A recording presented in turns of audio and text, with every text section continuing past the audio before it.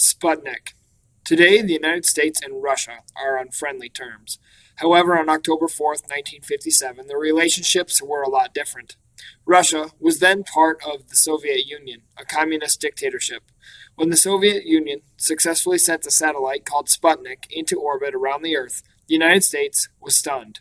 If the Soviets had the technology to send a satellite into space, what else could they do? Did they have advanced rockets that might carry a nuclear weapon? Were they planning conquests of planets or the moon? Fear and doubt swept the nation. Months after Sputnik's launch, a Gallup poll showed that 60% of Americans thought that the countries were ready for an all-out nuclear war. A month later, the Soviets sent Sputnik 2 into space. This larger satellite carried a female dog named Laika into orbit. But there was no re-entry plan, and she died in space. People around the world were outraged, but Laika did give Russian scientists the first information about how a living organism behaves in space. On January 31st, 1958, the U.S. had its first success with the launch of the satellite called Explorer 1. However, what became known as the space race was just beginning.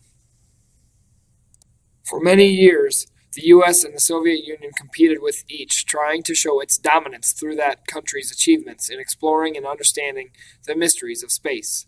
Winning the space race would be a great boost for the U.S. scientifically as well as politically, since it would prove that capitalism works better than communism. The competition led to improved science education in America so that the U.S. would eventually surpass the Soviets.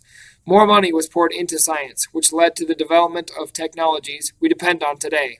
For example, the internet, cell phones, global positioning systems, GPS, and high-definition televisions were all developed first by NASA. Soon, plans were underway to try to reach the moon. In 1961, President John F. Kennedy said, "I believe that this nation should commit itself to achieving the goal, before this decade is out, of landing a man on the moon and returning him safely to the Earth." The efforts were successful. The space race started by Sputnik effectively ended on July 20th, 1969, when U.S. astronaut Neil Armstrong became the first man to walk on the moon.